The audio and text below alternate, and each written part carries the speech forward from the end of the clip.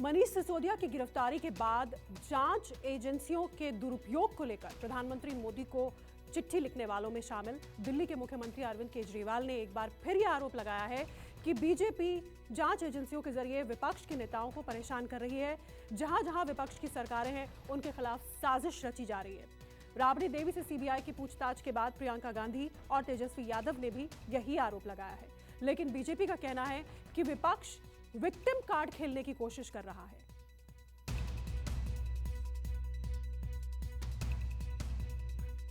सत्येंद्र जैन के बाद मनीष सिसोदिया भी तिहाड़ जेल पहुंच गए। सीबीआई ने राबड़ी देवी से भी पूछताछ कर ली। लालू यादव और मीसा भारती को भी सीबीआई के सवालों का इंतजार है। क्या सिर्फ विपक्षी नेता ही जांच एजेंसियों की रेडार पर हैं? इन्हीं सवालों के साथ विपक्षी दलों के 9 बड़े नेताओं ने पीएम मोदी को चिट्ठी लिख दी, इस आरोप के साथ कि देश तानाशाही में तब्दील हो गया है। दिल्ली में आश्रम फ्लाईओवर के उद्घाटन के दौरान भी अरविंद केजरीवाल ने इस सवाल को उछाला। जांच एजेंसियों की कार्रवाई को कटघरे में ला डाला। ये ट्रेंड बनता जा रहा है कि विपक्ष के जितने भी राज्य हैं, उन राज्यों में काम नहीं करने दिया जाएगा।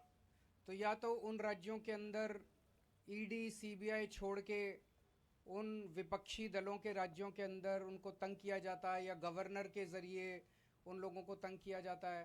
तो इस तरह से ये ठीक नहीं है, क्योंकि जनतंत्र तो तभी चलेगा, देश तो तभी आगे बढ़ेगा जब सारे मिलके काम करेंगे। एक बार फिर से लोगों को ये विश्वास हुआ है, हमारे दिल्ली के लोगों को, कि अपराध करने वाले का जो हश्र होता है वही मनीष सिसोदिया के साथ हो रहा है। यहाँ कानून का राज है, ईमानदार को कोई परेशानी नहीं है और भ्रष्टाचारियों अपराधियों की खैर नहीं। दिल्ली के पूर्व डिप्टी सीएम मनीष सिसोदिया की गिरफ्तारी को लेकर जिन 9 विपक्षी नेताओं ने प्रधानमंत्री नरेंद्र मोदी को चिट्ठी लिखी है, उनमें बंगाल की मुख्यमंत्री ममता बनर्जी, दिल्ली के मुख्यमंत्री अरविंद केजरीवाल, बीआरएस चीफ के चंद्रशेखर राव, पंजाब के सीएम भगवंत मान, आरजेडी नेता तेजस्वी यादव, नेशनल कॉन्फ्रेंस नेता Farooq Abdullah, NCP chief Sharad Pawar, Shiv Sena Thackeray group के चीफ उद्धव ठाकरे और समाजवादी पार्टी चीफ अखिलेश यादव शामिल हैं। पीएम के नाम विपक्षी दलों के 9 नेताओं ने अपनी चिट्ठी में जांच एजेंसियों की कार्रवाई पर गंभीर सवाल उठाए। नेताओं ने अपनी चिट्ठी में लिखा, आदरणीय प्रधानमंत्री जी, हमें भरोसा है कि आपको आज भी लगता है कि भारत एक लोकतांत्रिक देश है। विपक्षी नेताओं के खिलाफ केंद्रीय एजेंसियों का मनमाना इस्तेमाल ये दिखाता है कि हम एक लोकतंत्र से तानाशाही में तब्दील हो गए हैं। सिसोदिया जी के खिलाफ लगाए गए आरोप पूरी तरह बेबुनियाद है। ये राजनीतिक षड्यंत्र के तहत की गई कार्रवाई है। इससे वो बात भी पुष्ट हो रही है जिसके बारे में पूरी दुनिया आशंकित है कि बीजेपी के तानाशाही शासन के दौरान भारत के लोकतांत्रिक मूल्य खतरे में हैं। आपके शासन में 2014 से अब तक जितने राजनेताओं की गिरफ्तारी हुई, छापे मारे गए या पूछताछ हुई, उनमें ज्यादातर विपक्षी नेता हैं।